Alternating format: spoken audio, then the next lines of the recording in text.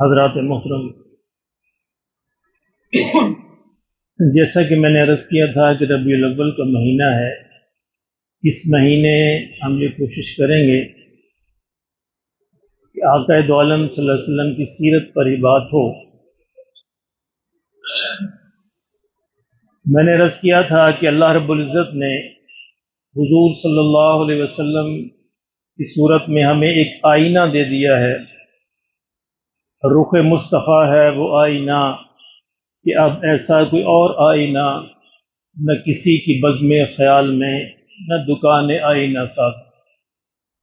اب قیامت تک ایک ہی آئینہ ہے جس کے اندر دیکھ کر لوگوں کے معیار کو طے کیا جائے گا۔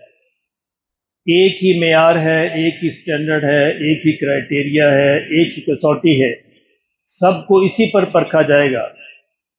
کیوں کہ نبی صلی اللہ علیہ وسلم پر اللہ نے نبوت اور رسالت کو ختم کر دیا۔ اب قیامت تک اللہ کو پہنچنے تک ایک ہی راستہ ہے، اور وہ ہے محمد الرسول اللہ صلی اللہ علیہ وسلم۔ یہ ہماری خوش بختی ہے کہ ہم اس نبی کی امت میں ہیں اور اللہ نے ہمیں وہ آئینہ فراہم کر رکھا ہے۔ لیکن ہماری دوسری طرف بدقسمتی یہ ہے کہ ہم نے اس آئینے کی موجودگی میں بہت سے چھوٹے چھوٹے آئینے بھی بنا لیے ہیں۔ ہم ان کی روشنی میں، ان میں لوگوں کی شکلیں دیکھتے ہیں، ان سے لوگوں کو پرکھتے ہیں، اسی سے فرقہ در فرقہ بنتا چلا جاتا ہے۔ یعنی صحابہ کے زمانے میں ایک ہی آئینہ تھا، وہ تھے محمد الرسول اللہ صلی اللہ علیہ وسلم، اور جو زمانہ دور ہوتا چلا گیا، پھر حنفی آئینہ بنا، شافی آئینہ بنا، مالکی آئینہ بنا، حنبلی آئینہ بنا، پھر بنتے چلے گئے۔ اب ہمارے پاس دیوبندی آئینے ہیں، بریلوی آئینے ہیں، اہل حدیث آئینے ہیں، فلاں تبلیغی آئینے ہیں، سلفی آئینے ہیں، صوفی آئینے ہیں، بے شمار آئینے ہیں، اور ان میں دیکھ کر ہم لوگوں کے ایمان کا جائزہ لیتے ہیں۔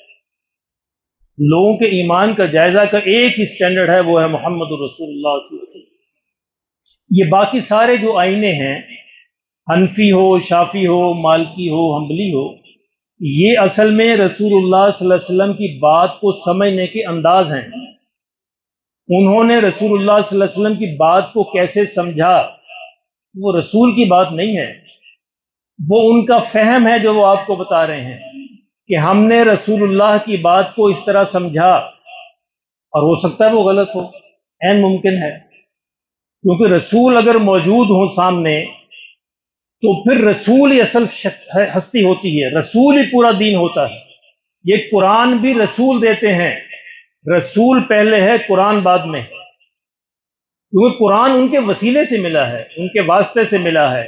جس کو رسول نے قرآن کہا وہ قرآن بن گیا، جس کو رسول نے قرآن نہیں کہا وہ حدیث بن گئی۔ کیونکہ یہی فرق ہے نا، یعنی رسول اللہ صلی اللہ علیہ وسلم نے کہا کہ یہ قرآن ہے، ہم نے مانا یہ قرآن ہے، تسلیم کر لیا۔ آپ نے فرمایا کہ یہ قرآن نہیں ہے، آپ کی بات ہے، ہم نے مانا حدیث ہے۔ تو رسول کی شخصیت مرکزی شخصیت ہوتی ہے۔ دین کا تنہا ماخذ اگر کوئی کہا جائے تو وہ رسول ہی ہوتا ہے صلی اللہ علیہ وسلم۔ تو ہم نے یہ غلطی کی کہ ہم مختلف آئینے بنا کر اس میں لوگوں کو دیکھنے لگے۔ آج بھی ایسے ہو رہا ہے، دیکھیں نا، ہم یعنی یہاں تک یہ بدبختی ہو گئی اس امت کی کہ ہم دوسروں کی مسجدوں میں نماز نہیں پڑھتے۔ ذرا مجھے یہ بتائیے کہ مسجد کس کی ہوتی ہے؟ اللہ کی ہوتی ہے۔ یعنی آج اس گئے گزرے دور میں بھی کسی بھی مسجد میں آپ چلے جائیں، جو امام چاہے بریلوی ہے، دیوبندی ہے، اہل حدیث ہے، جو بھی ہے، اس سے پوچھیں کہ تم نماز کس کے لیے پڑھتے ہو، تو کہے گا اللہ کے لیے پڑھتے ہیں۔ جب وہ نماز اللہ کے لیے پڑھتا ہے تو اس کے پیچھے پھر نماز جائز ہے، لیکن چونکہ ہم بریلوی دیوبندی آئینے میں دیکھتے ہیں تو ہمیں وہ غلط نظر آتا ہے۔ یعنی آج تک مجھے کوئی امام ایسا نہیں ملا جو یہ کہے کہ میں کسی اور کی نماز پڑھتا ہوں۔ سارے یہی کہیں گے اللہ کی نماز پڑھتے ہیں۔ جب وہ اللہ کی نماز پڑھتا ہے تو اس کے پیچھے نماز جائز ہے۔ ہم غلط کیوں کہتے ہیں؟ کیونکہ ہم چھوٹے چھوٹے آئینوں میں دیکھ رہے ہیں، یہ ہم سے غلطی ہوتی۔ اس بات کو سمجھیے کہ حنفی ایک فہم ہے، ایک دین کو سمجھنے کا انداز ہے، دین نہیں ہے۔ شافی ایک فہم ہے، دین کو سمجھنے کا انداز ہے، دین نہیں ہے۔ اب ایک چھوٹی سی مثال لیجئے، हमारे एक मोहतरम दोस्त हैं, उन्होंने किसी यहीं पे कोई मसला सुना मुझसे कि सफ़र में अब 2 नमाजें जमा कर सकते हैं। ये अल्लाह के रसूल की हदीस है कि सफ़र हो या बीमारी हो तो अब 2 नमाजों को, ज़ोहर और असर को, मगरिब और इशा को जमा कर सकते हैं। एक दिन वो मुझे फरमाने लगे कि मेरे पास फलां मौलवी साहब आए थे और उन्होंने मुझे कहा तुम बरेलवी हो के नमाजों को जमा करते हैं। अब ये छोटे आईने में देखने की बात है, यानी उसने मोहम्मद रसूलुल्लाह के आईने में नहीं देखा, उसने बरेलवी आईने में देखा। अब उसको गलत नजर आया, वहां से गलत ही नजर आएगा। मैंने अर्ज किया आपने कहना था कि मैं बरेलवी नहीं हूं, मैं मुसलमान हूं, मैं मोहम्मदी हूं सल्लल्लाहु अलैहि वसल्लम। तो ये एक फर्क पड़ जाता है फहम के अंदर। इससे कुरान मजीद के तराजुम हैं, कुरान मजीद का तर्जमा कुरान नहीं है, कुरान मजीद का तर्जमा करने वाले की फहम है।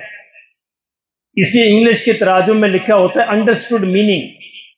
ये बड़ी अहम बात है, वो वाजे कर देते हैं कि ये जो हमने समझा वो हम बयान कर रहे हैं। इसलिए तर्जमा होता है, वो कुरान नहीं होता। कुरान वही है जो अल्लाह के अल्फाज हैं, इसके तर्जुमे में फर्क नजर आएगा।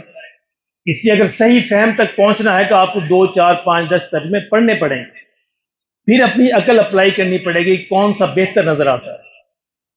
लेकिन जब इन्हीं हम बरेलवी, देवबंदी, अहले हदीस, हनफी, शाफी जो है आईने, उनको तरजीह देते हैं तो फिर मसले यूं बनते हैं। आप एक जमाने में मैं सफर कर रहा था, बस के जरिए उम्रे का सफर था। अब रास्ते में मुख्तलिफ, बस के अंदर मुख्तलिफ सवारियां थी, मुख्तलिफ मसालिक के लोग थे। अब जहां भी नमाज का वक्त होता, ज़ाहिर ड्राइवर उसको रोकता।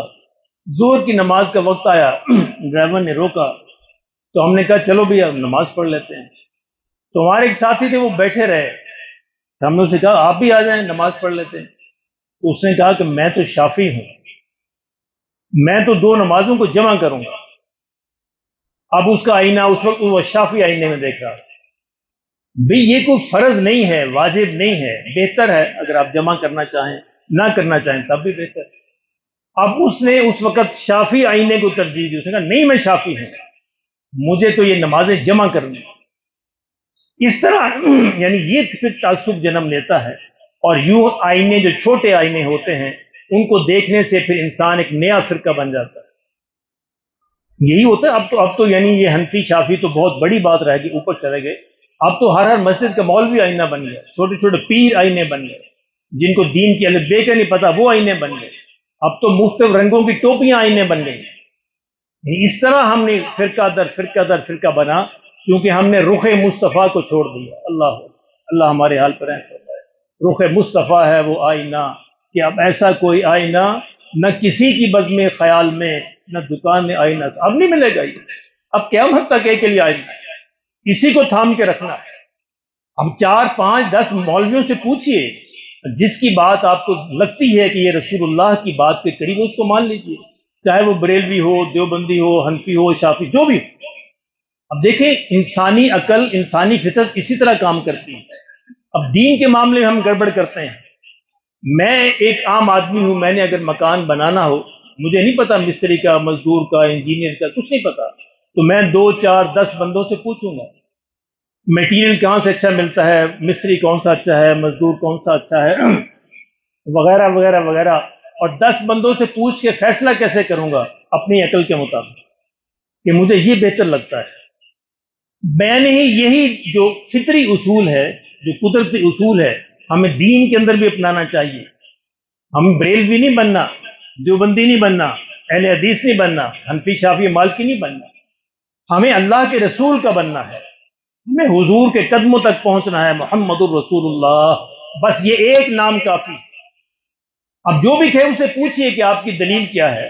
2, 4, 10 उलमा से पूछिए, जिसकी दलील आपको ज्यादा बेहतर नजर आए कि ये मुझे रसूलुल्लाह की बात के ज्यादा करीब लगती है, उनकी बात को मान लीजिए। चाहे वो बरेलवी ना हो, चाहे वो देवबंदी ना हो, चाहे वो अहले हदीस ना हो, इससे कोई फर्क नहीं पड़ता। मोहम्मदी तो है, उसने आपको बात तो रसूलुल्लाह की बताई है। अगर रसूलुल्लाह की बात है सल्लल्लाहु अलैहि वसल्लम, और उसने दलील के साथ बताई है, सबूत के साथ बताई है, तो फिर मानने में कोई हर्ज नहीं। تو اللہ ہمارے حال پر رحم فرما دے۔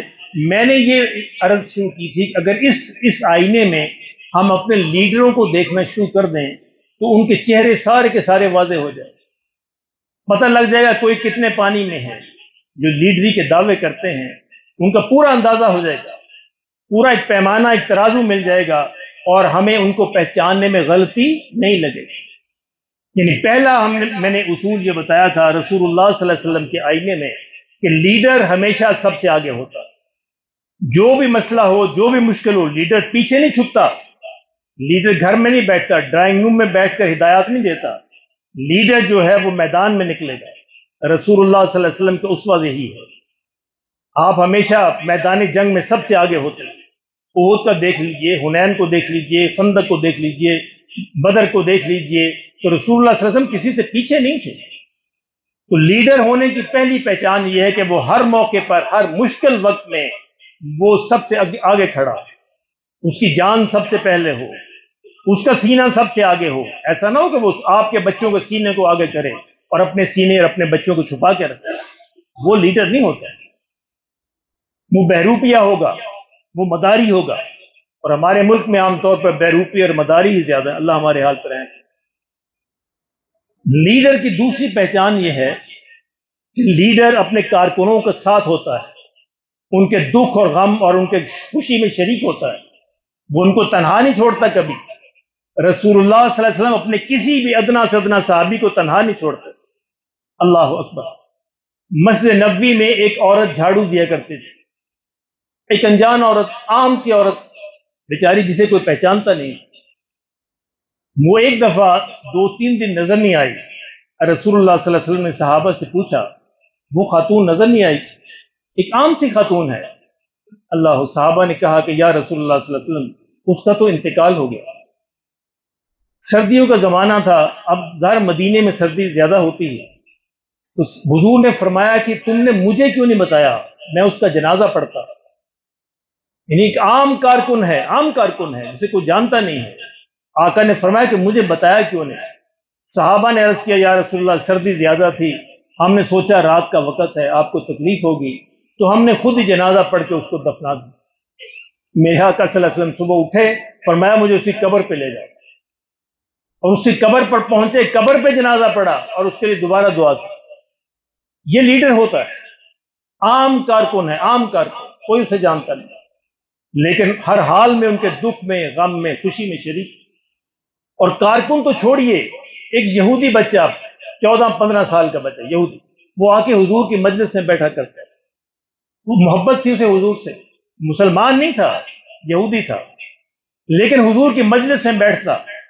وہ بھی چند دن نظر نہیں آیا تو آقا نے پوچھا آج وہ بچہ نظر نہیں آ رہا، تو لوگوں نے کہا کہ یا رسول اللہ صلی اللہ علیہ وسلم، وہ بیمار ہے، شدید بیمار ہے، بیچارہ گھر میں ہے۔ حضور نے کہا مجھے اسے گھر لے چل۔ امتی نہیں ہے، پیروکار نہیں ہے، کارکن بھی نہیں ہے، ایک عام محبت کرنے والا ہے۔ تو آقا دو عالم صلی اللہ علیہ وسلم سے گھر تشریف لے گئے۔ گھر میں گئے، دیکھا تو بچہ شدید بیمار ہے، لگتا ہے کہ آخری وقت ہے، تو حضور اس کے پاس بیٹھ گئے اور نبی صلی اللہ علیہ وسلم نے اس کو کلمے کی تلقین کی کہ بیٹا کلمہ پڑھ لو، میں محمد الرسول اللہ ہوں، ایمان پہ تمہارا خاتمہ ہو جائے گا، اور میں کلمہ پڑھو گے تو جنت کی ضمانت دیتا ہوں محمد الرسول اللہ صلی اللہ علیہ وسلم۔ اللہ اکبر۔ اب وہ بچہ کبھی باپ کو دیکھتا ہے، کبھی حضور کے چہرے کو دیکھتا ہے، باپ بھی ساتھ بیٹھا ہے، حضور بھی بیٹھے ہیں، کبھی باپ کی طرف دیکھتا ہے، کبھی حضور کی طرف دیکھتا ہے۔ اب باپ نے کہا کہ محمد کی بات مان لو صلی اللہ علیہ وسلم۔ اللہ اکبر۔ اس نے کلمہ پڑھا اور نبی صلی اللہ علیہ وسلم اتنے خوش ہوئے کہ میرا ایک امتی جو ہے جہنم سے بچ گیا۔ یہ لیڈر ہوتا ہے۔ ارے تمہارے لیڈر ایسے ہیں، گولیاں کھا کر سڑکوں پہ لوگ ہزاروں کے حساب سے مر جاتے ہیں، ان کو ان کے گھر جانے کی توفیق بھی نہیں ہوتی، تعزیت کی توفیق بھی نہیں ہوتی۔ کیڑے مکوڑے سمجھتے ہیں تمہارے لیڈر، ہمیں کیڑے مکوڑے سمجھا جاتا ہے، اور ہم پھر ان کے زندہ باد کے نعرے لگاتے ہیں۔ شرم آنی چاہیے ہمیں اپنے آپ پر۔ کون زندہ باد؟ زندہ باد ایک ہی ہے، وہ ہے محمد الرسول اللہ، جو شروع سے لے کر قیامت تک زندہ رہے۔ یہ لیڈر ہوتا ہے جو اپنے دکھ میں، اپنے کارکنوں کے غم میں شریک ہو، ان کی خوشی میں شریک ہو، ان کے دکھ میں شریک ہو، کبھی انہیں تنہا نہ چھوڑے۔ اللہ اکبر۔ بلال کیا تھے؟ عام سے غلام، اور غلام بھی حبشی غلام، جن کا کوئی خاندان نہیں تھا یہاں عرب کے اندر، جن کا کوئی پرسان حال نہیں تھا، جن کا کوئی قبیلہ نہیں تھا، جن کی کوئی عزت نہیں تھی، اور ان کا کیا حشر کیا جاتا تھا. اللہ اکبر. اور پھر میرے بلال کو حضور نے کیسے پہچانا؟ آپ جانتے ہیں کہ جب بلال آتے تو عمر جیسی شخصیت کھڑی ہو جاتی، ابو بکر کھڑے ہو جاتے، اپنی چادر کو بچھا دیتے اور کہتے سیدنا بلال آئے ہیں، سیدنا بلال، ہمارے سردار سیدنا بلال. حضور تو اپنے کارکنوں کو یوں پہنچایا کرتے تھے، یوں آسمانوں تک پہنچاتے تھے. بلال کو کون نہیں جانتا؟ یعنی ابو بکر عمر پیچھے رہ گئے اور بلال آگے بڑھ گئے. حضور نے کہا بلال میں نے تیری جوتیوں کی آواز جو ہے جنت کے اندر سنی. معراج پہ آپ جب تشریف لے گئے تو آپ نے واپس آ کہا بلال تو کون سا ایسا عمل کرتا ہے؟ میں نے تیرے چلنے کی آواز جو ہے جنت کے اندر سنی. چل تو مدینے کی گلیوں میں رہا تھا اور آواز جو ہے جنت میں آ رہی. لیڈر یہ ہوتے ہیں جو اپنے کارکنوں کو یوں بڑھاتے ہیں. اللہ اکبر. اللہ ہمیں اس کی سمجھ نصیب فرما. اور لیڈر جو ہے اپنے کارکنوں سے مشورہ کرتے ہیں. لیڈر اپنی عقل کو امپوز نہیں کرتے، زبردستی نہیں کرتے. آج تو ہمارے لیڈر وہ بات سننا برداشت نہیں کرتے، یعنی بڑے بڑے فرعون بنے بیٹھے ہیں. آپ ذرا بات کر کے دیکھیے، وہ آپ کو اپنی محفل سے نکال دیں، بلکہ آپ کو اپنی پارٹی سے نکال دیں گے. میری بات کے خلاف کرنے کی ضرورت کی. ارے ذرا دیکھو تو صحیح، کائنات کے سارے لیڈر محمد کی جوتی پہ قربان صلی اللہ علیہ وسلم. کائنات کے ہر لیڈر سے اختلاف کیا جا سکتا ہے، کائنات کے ہر لیڈر کی بات ریجیکٹ کی جا سکتی ہے، کائنات کے ہر لیڈر کی بات کا انکار کیا جا سکتا ہے. محمد کی بات سے اختلاف کے دل کے اندر بھی خیال آئے ایمان ختم ہو جاتا ہے. یہ فرق ہے. لیکن وہ محمد صلی اللہ علیہ وسلم یعنی جن کی بات سے اختلاف کا خیال دل میں آنے سے ایمان ختم ہوتا ہے، وہ محمد اپنے کارکنوں سے مشورہ کرتے. اللہ اکبر. جو اللہ کی رہنمائی کے اندر تھے، جن کو اللہ کے مشورے حاصل تھے، جن کو اللہ کی رہنمائی حاصل تھی، وہ بھی اپنے کارکنوں سے مشورے کرتے ہیں. ارے سیاسی کارکنوں کو بھی دیکھا تم نے، تمہارے لیڈروں نے تم سے مشورے کیے، پھر تم زندہ باد کے نعرے لگاتے. اللہ بدر کے میدان میں حضور نے مشورہ فرمایا، احد کے میدان میں مشورہ کیا، حنین میں مشورہ کیا، خندق میں مشورہ کیا، ہر اہم موقع پر مشورہ کیا. اور پھر صرف مشورہ یہ فارمیلٹی نہیں ہوتا تھا، حضور بات کو مانتے بھی تھے صلی اللہ علیہ وسلم. یعنی احد میں آقا کی رائے یہ تھی کہ مدینے کے اندر رہ کر مقابلہ کیا جائے، آپ کی رائے یہ تھی. لیکن نوجوان صحابہ جو جذبہ تھا ان کی رائے تھی کہ نہیں، شہر سے باہر نکلیں. کیونکہ انہوں نے رائے دی، حضور نے ان کی بات کو مان لیا، ان کے مشورے کو تسلیم کیا، شہر سے باہر نکلی. اب خندق میں ایک تنہا رائے تھی سلمان فارسی کی رضی اللہ تعالیٰ عنہ کہ خندق کھود لی جائے. حضور نے ان کی بات کو مانا، تسلیم کیے، اور ان کے مشورے کو مان کر حضور نے خندق کھدوائی. تو لیڈر مشورہ کرتے ہیں. ذرا دیکھیے. اچھا چلے بڑے لیڈروں کو چھوڑیے، اپنے گھر سے شروع کیجیے. باپ بھی تو گھر کا لیڈر ہوتا ہے، ماں بھی گھر کی لیڈر ہوتی ہے. آپ کے ماں باپ کتنا مشورہ کرتے ہیں؟ تو سوچئے، مشورہ کرنا ضروری ہے. یہ اپنے گھر سے شروع کرنے کے تو آگے چلے گا. بچے چاہے چھوٹے ہوں یا بڑے ہوں، ان کو بٹھائیے اور مشورہ کیجیے. آپ اس کے اثرات دیکھیں. آپ کا خاندان مجتمع رہے گا، اس کے اندر یونٹی رہے گی، وہ خاندان بکھرے گا نہیں. کیوں کہ حضور کی ایک سنت کو زندہ کی. اللہ اکبر. آقا کی سنت کو زندہ کریں تو یوں اس کے اثرات ہوتے ہیں، یوں ان کی نورانیت ملتی ہے، یوں اس کے انوار ملتے ہیں. تو لیڈر اپنے کارکنوں کے دکھ میں، غم میں، سکھ میں سب میں شریک ہوتا ہے، پیچھے نہیں ہٹتا ہے. اور لیڈر ان سے مشورہ کرتا ہے. اور لیڈر قوم کو شعور دیتا ہے، شعور، ویژن دیتا ہے، ویژن، شعور.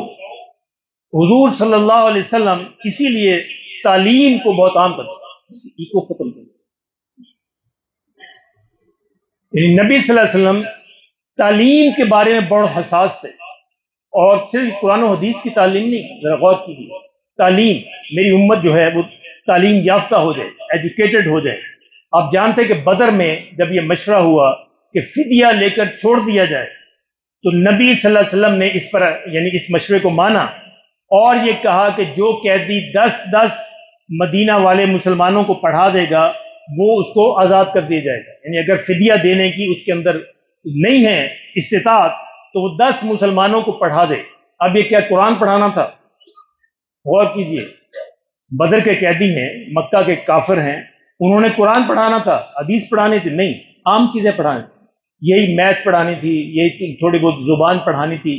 زید بن ثابت رضی اللہ تعالیٰ عنہ، حضور نے ان کی ڈیوٹی لگائی کہ تم غیر ملکی زبانیں سیکھا کرو، عبرانی سیکھو، تاکہ یہودی ہمیں دھوکہ نہ دے سکے۔ آپ نے ان کی باقاعدہ ڈیوٹی لگائی تھی، انہوں نے بہت ساری زبانیں سیکھی۔ تو یہ زبانیں سیکھنا، یہ میتھ سیکھنا، یہ فزکس سیکھنا، کیمسٹری سیکھنا، یہی تو وہ سکھا رہے تھے مدینہ والوں کو، مسلمانوں کو، وہ قرآن نہیں سکھا رہے تھے، اور نبی صلی اللہ علیہ وسلم اس پر ان کو رہا فرما رہے تھے۔ یہ ہے تعلیم کے شعور، اپنی قوم کو شعور دینا۔ تو لیڈر قوم کی تعلیم عام کرتا ہے اور اس کو چھپا کے نہیں رکھتا کہ میرے بچے جو تعلیم یافتہ ہو جائیں، قوم کے بچے پڑھیں یا نہ پڑھیں، اور میرے بچے فلاں سسٹم کے اندر پڑھیں اور قوم کے بچے جو ہیں یہی ٹاٹ سکولوں کے اندر پڑھیں۔ یہ فرق نہیں ہوتا لیڈر میں اور قوم کے بچوں میں۔ وہی جہاں ان کے بچے پڑھتے ہیں، کارکنوں کے بچے بھی وہیں پڑھیں گے، اسی سسٹم میں پڑھیں گے اور اسی میں آگے بڑھیں گے۔ تو اللہ ہمیں اس کی سمجھ نصیب فرما دے۔ میں نے 4-5 پوائنٹ دیے، باقی کے لیے تو ہم عرض کریں گے۔ پہلا پوائنٹ کیا تھا کہ لیڈر ہمیشہ ہر مشکل وقت میں آگے ہوتا ہے، وہ پیچھے نہیں چھپتا، ہمیشہ اگلی صفوں میں رہتا ہے۔ اور لیڈر جو ہے اپنے بچوں کے، اپنے کارکنوں کے دکھ میں، غم میں، سکھ میں ہمیشہ شریک ہوتا ہے۔ اور لیڈر جو ہے ان کو شعور دیتا ہے، ہمیشہ ان کے شعور دیتا ہے، اور لیڈر ہر اہم بات میں ان کے مشورے کو شامل کرتا ہے، ان سے پوچھتا ہے، ڈسکس کرتا ہے، تنے تنہا ڈکٹیٹر بن کر نہیں بیٹھتا۔ اگر ہم سارے پوائنٹ، اور بھی بہت سارے پوائنٹس ہیں، انشاءاللہ اگلی دفعہ بات ہوگی، اگر ہم سارے پوائنٹس کو پلے باندھ لیں تو کیا ہم کبھی دھوکہ کھائیں گے؟ نہیں۔ کیوں دھوکہ نہیں کھائیں گے؟ میری بات کی وجہ سے نہیں، اس لیے کہ ہم نے محمد رسول اللہ صلی اللہ علیہ وسلم کے آئینے کو سنبھال لیا، اور جو اس آئینے کو سنبھال لے گا انشاءاللہ نہ دین میں دھوکہ کھائے گا، نہ دنیا میں دھوکہ کھائے گا۔ اللہ ہمیں سب نصیب فرمائے۔ سنت اضافہ